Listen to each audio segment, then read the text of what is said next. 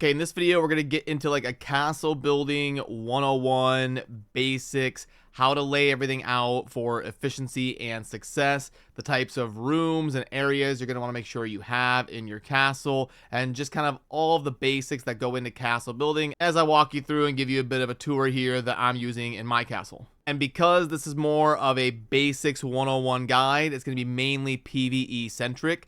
The PvP strategies for castle building are a lot different and can involve honeycombing your base and utilizing your servants optimally for defense and using staircases in certain ways. So that's going to be probably a dedicated video at some point. This one's going to be more of the 101 basics. So we'll start kind of walking through, and then I'll give you some of the key notes to consider while you're kind of building. So right here at the entrance of the castle, you'll see that the first thing I've got going right here is going to be the treasury room.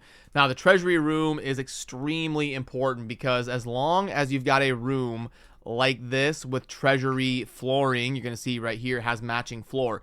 If it's treasury flooring, it's going to permeate and be available all throughout your castle. Which means, as you can see right here, I've got some irradiant gruel in this storage within my treasury, which means if I go up to my prison cells and fly on over here into the prison, I'm going to be able to use that irradiant gruel on a prisoner. Right here, you can see how it says 59 irradiant gruel available. Well, I don't have any irradiant gruel in my inventory or in this room, but what it's doing is it's pulling that from the connected treasury. As you can see, if I go back down into the treasury and I go right in here, we should have 59 irradiant gruel, 10, 20, 30, 40, 50, and 9. So the treasury is going to be extremely powerful for you to build a nice, large, centralized treasury for you to keep all of your resources in. That way you can take advantage of that very easily throughout your castle. Which means obviously you're going to want all of the basic generic storage types in your treasury. And I do also like to keep it very close to the entrance of my base, because a lot of times you'll be out farming and you're flying back in with your horse or whatever, and then you're just kind of jumping off your horse, and I want the first room I land in to be my treasury. So if I'm trying to play fast and efficient, I can just come in here to the treasury, do one loop around, dump everything, and then get right back out into the action as soon as possible. And a couple quick tips here right out the gate. Something that a lot of people don't know about is if you're in the building menu on PC, you can actually hold control and you can change the color of something like a rug right here via this wheel. You don't have to actually like demolish it and then completely build a new one with a different color. You can use the wheel right there to change that. And then also stacking storages. I like to do that with my materials because you get so many of these things that I like to have a lot of them instead of just putting like one or two down. And if you face them with their back to each other, you can fit a lot of them into a smaller space. So for something like the materials that you're going to want a ton of with like your wood and your stone and your iron and all that, it can be nice to stack a few of them back to back. But yeah, that's the treasury. Just kind of make sure you've got all the different storage types. Fish are another very important one because the fish that are going to be in there in the treasury,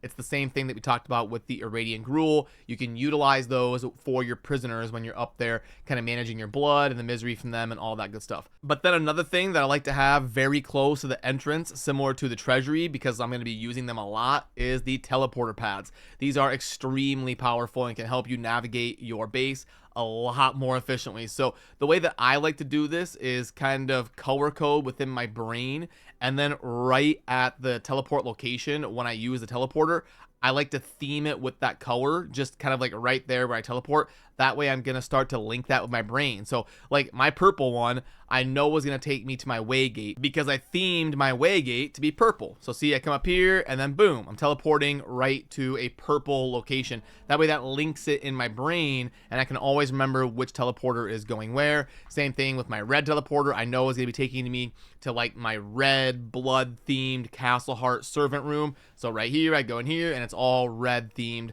That way I always know exactly which teleporter is going where, and I can keep them straight even when my castle is kind of brand new. So then when we venture into kind of like the main hallway and starting to branch out into the rooms, you don't have to build a hallway that is only one wide. So because of this castle here and it being a little bit of a wider entrance, I decided to go ahead and stay consistent with that and just go double wide. Now, it is nice to place down these carpets that you see right here under the decoration and then the carpets, and you've got these carpets over here that say right here a 15% movement speed buff, and they're both going to be the same here with the 15% movement speed. But that can be kind of nice for if you jump into wolf form, you're going to be going extremely fast through your castle here, moving down these carpet lanes. But over to the left, you'll see I've got a very large forge room. Now, this is going to be one of the bigger rooms in your castle because you've got a lot of different crafting stations for building your weapons. You're going to need to have the fabricator, and then you're going to also want a few furnaces as well. Some people like to go all the way up to like 5 or 6 of these furnaces. I think 2 or 3 is probably plenty for most of you, unless you're on some like world record squad speed run or something. But I think if you have 2 or 3 furnaces in your forge and all of the relevant crafting stations and the fabricator and all that good stuff, something about this size should be fine. Now, a lot of people like to talk about like exact sizes for certain rooms and do exact blueprints, which I think is great. But in general, all of you are going to be building at a different location with a different framework of a castle. So what's going to make sense to kind of fit within your plot might have to change a little bit, but I like to just make sure I have a large forge about this size, enough to kind of fit everything that's going to need to go in here. And then also close to the entrance when I'm about to leave or enter my base, I like to have a blood room because this is going to be allowing me to craft all my potions quick before I leave if I need to, or mix my blood right before I leave if I need to. And it's just kind of nice to have this close to the entrance for when I'm about to leave to make sure I'm stocked up with blood and potions and everything. And then it's also nice to have some large blood storages in there for mixing to prepare ahead of time. Maybe you've got like your squad that's going to be logging on for the weekend. You can have this all ready to go, have a bunch of blood mixed and a bunch of potions ready to rock for when everybody signs on, and just kind of have this right close to the entrance there. Then the next room that I've got right here is one of the more important rooms in the castle. You're going to be wanting to farm this stuff all of the time. You're going to want to keep your tombs stocked up with extra flowers from your huge garden to be constantly farming the parts like bones. And then your vermin nests are going to be amazing in many different ways, whether it's printing mutant grease or using the mosquitoes to get a bunch of pristine hide and have a chance to roll for high blood percentages. Like you can see, I have a 98% mosquito right there. That's worker blood. I did a dedicated video here on the channel talking about that method. But yeah, you're going to want some sort of summoning room, and you can also put your Stygian circle in that room. But I opted to have like a battle arena type place for me to practice using the Stygian summoning circle. So I've got like a special arena right here for my Stygian summoning circle, and I use this for videos when I want to show how to like utilize a build versus different situations and have kind of like this large arena. But that's just a me preference because I want to be making content on showcasing builds and all that. One pro tip you definitely want to take advantage of, and I did a video on this as well, is for these summoning stations within your castle, you do want to utilize your garden fences, and you want to do that like so. So if I was going to be summoning some bosses here at the Stygian summoning circle, I would do something like this really quick. And now when I summon a boss in here, it's not going to be able to leave from those fences, and I can just kind of drop all of my abilities in there, and it's not going to be able to do anything. I can crush it very easily. And that's why you saw downstairs at my other summoning room, I had all the fences in place for me to go ahead and just farm all of this super easily without them being able to run around my whole castle and go crazy. They stay nice and tight with these fences, and I can go ahead and drop my abilities to kill them just like so. Pop those in there, and I'm able to kind of farm all these locations while they stay compact via these garden fences, keeping them in line. Then as we keep going down the hallway here, we branch off into the tailoring area. Now this is going to be another pretty large area because you've got things like your looms, and these are going to be very important to your base. You're going to be constantly spinning cotton or making these coarse threads. You're going to be wanting a ton of basically all these resources. Some of this stuff goes into like your paper and your scrolls and your schematics and that production. That's very important as well. So you do want a large loom area, and then you're also going to have an area over here for like building your armor and your leatherworking station. So definitely leave yourself a large tailoring area as well. Then we move into my castle heart area, and I like to kind of put my castle heart with my throne and my servants, and then also my coffin over here. I don't build some epic area for my stone coffin. I just kind of use it there to have something to spawn to if I need it, but you can definitely build yourself an epic crypt for yourself if you would like. I just kind of tucked it in there because it made sense. But this is definitely a very important room because you're going to need to make sure your castle heart is always stocked, and I actually put a couple chests down here as well just to have some blood in there ready to go for when I need to stock that. I just come over here, do this, pop into the castle heart, and then stock it up just like that, and then put this back. But also you want this to be a very centralized location because you're going to constantly be wanting to manage your servants, keep them heading out, keep their missions rolling, and then when I clear their inventories right here, I can pop right on over into my treasury and then drop everything off. So very important to have a teleport pad from kind of like the entrance of your base to this like castle heart servant throne type area. That's the way that I set it up. Definitely do it however you would like, but I like to have it just kind of managed like that because it flows really well. And I do have teleporters that go up to the other floors, but we're right here next to the stairs, so we might as well. And you do want a little stables area. That way you can max out a horse. Now, it's not super important late game where the stables area is. Early game, it might be kind of nice to have this close to the entrance because you come running in with your horse, drop it off at the stable, and then keep the stats rolling up by the plants that you're feeding it. But it's not super important because late game, you're going to get a way to teleport and call your horse wherever you're at. So I had a free space right here, so I just threw in my stable area there next to the stairs. Then on the second floor, again, we've got a nice wide hallway to navigate through. You don't need hallways this wide, but I ended up having plenty of space on this plot to fit all the rooms I needed, so I just had nice spacious hallways. But if I was on a smaller plot, I would definitely crunch this together and have hallways that are like one wide so I can fit all the rooms and everything I need necessary. So another big room you're going to want is definitely your library because you've got your different research desks, and then obviously some of your paper presses here are very important. Some people like to run like 3 or 4 paper presses. I think 2 is going to be fine, but you've got a lot of different stuff here in the library to take advantage of, so that's going to be another decently sized room.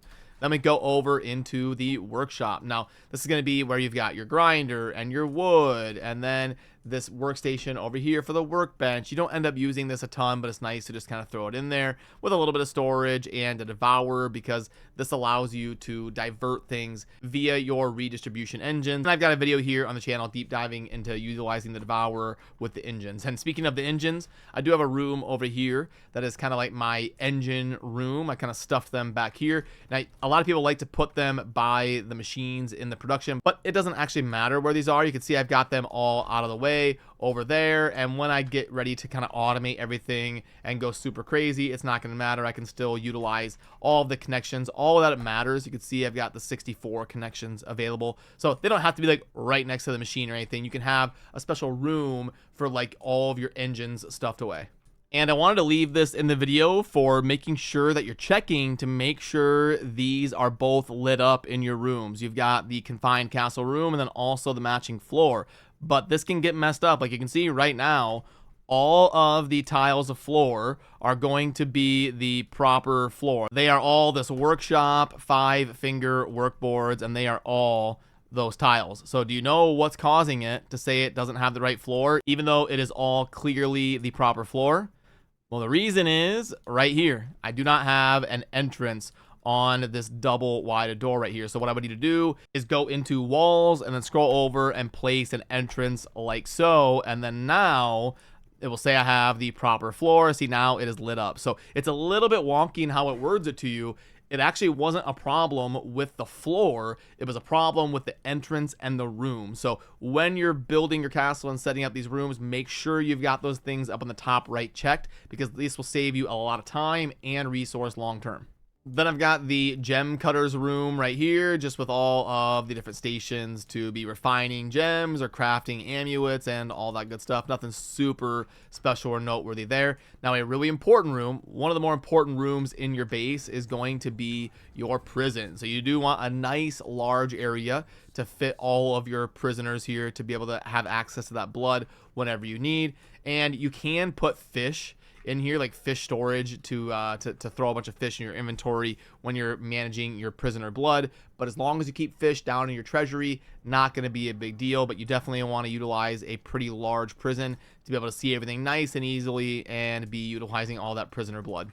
Then we are ready to move on up to the 3rd floor, and remember that was going to be where my waygate was, so I've got that up here, and then I've got a teleporter right next to my waygate, so I can always get to my treasury very quickly when I get back from being out and about. Now, one thing I do want to possibly do here at some point is open up my teleporting area to the sky, because sometimes it's nice to be able to fly back in bat form and then land right here. So that's something you do want to consider, is possibly having your way gate open to the sky, so you can always just like pop in here, land on it, and then go down into your treasury via there, because you're usually going to have a teleport pad by your way gate, and it can be nice to have that open to the sky possibly. Then that leads over to my garden. Now this is about the base size of garden I would recommend. We've got every seed we're going to want to plant with a decent sized row going down, but this is about the minimum I would recommend for a garden.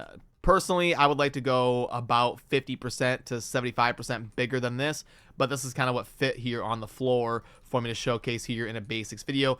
But this size of garden should be just fine for most situations. Although if you're playing with like a trio or a full squad, you may want a larger garden than this. And a question that new players have when it comes to the garden is this does not have to be open to the sky or outdoors or anything. You can have this within your castle in a growing plot and it'll be just fine. Then I've got an area for testing builds and just kind of like running around and seeing how things work. When I'm testing different spells and learning different play styles, I can just run around here and see what's going on with my little practice dummy area. Then lastly, this was the room I was talking about where I've got the Stygian summoning arena, where I can have some of those epic boss fights when I'm ready to try out a build or showcase something or farm something here in my base via the schematics and the different bosses you can summon. So I've got a pretty nice, well-rounded out Stygian summoning circle area. Then just for a couple quick tips and things I want to mention in a building 101 video is utilize these servant locks, these purple locks right here. When you're putting together doors and gates and stuff like that in your castle, you can utilize those servant locks to keep your servants out of certain areas, like getting in fights in your summoning area, or keep them kind of locked in a centralized location like I did right here with my servant type room. So when you're going under your doors and your gates and all that, you'll usually have an option right here where it says a castle gate servant lock, and it's got that purple lock going on right there. That will mean your servants will not open that, so it'll be a door that stays closed as long as you keep it closed. Also, when you're doing wallpaper for a room, you can hold shift on PC to do the whole room at once. So if I go under walls and then I go wallpapers, let's say I wanted to make this whole thing kind of bright white instead, I would just mouse over that, hold shift, and then you see how it does the entire room when I hit shift, and then I would just click to finalize that and it would do the whole room at once. But you can also go around one by one and click each wall and each pillar if you want to be super fancy or have like alternating wallpaper or something. Also, something small that I like to do is I like to put flying lights above my big area rugs, just kind of right over the center, because it just illuminates them nice and evenly. And I think it looks nice when you've got like a chandelier perfectly over the center of these big area rugs. So that's just a small thing that I like to do personally. And also, if you ever want to know how much room you have left with your castle building, like if you're getting close to the max or whatever, you would just enter the build menu, and then under foundation, you can see right here under the flooring, when I click on one, it says 391 out of 550. So I could go a lot bigger here, but I was trying to go with a little bit of a blend of keeping everything semi-condensed without going too crazy here, just for like a basics building guide. And what I were going to do if I wanted to utilize all of that space, I would probably build another floor and then just build some massive, huge garden, because my garden currently here in this castle is about the smallest you would ever want it to be. It's nice and compact, but I would utilize that space to get a massive garden. So that's a quick way you can see how much space you have kind of at any time just by opening the build menu and clicking on a floor. But it is worth noting your castle heart also does show you this information. It shows you what level the castle heart is, then how many servants you have versus how many you could have maximum, and then how many floors you have versus how many floors you could have maximum. So that's covering all of the rooms you're going to want to make sure and have, and some of the different areas and basics when it comes to things to keep on your mind when you're building your castle. And if you do end up having any questions, definitely let me know down in the comment section, or I've got a Discord link down below where you can pop in and tag me or ask any questions over there as well. So I appreciate all of you. Good luck with your castles. I'll see you soon in the next video. Peace.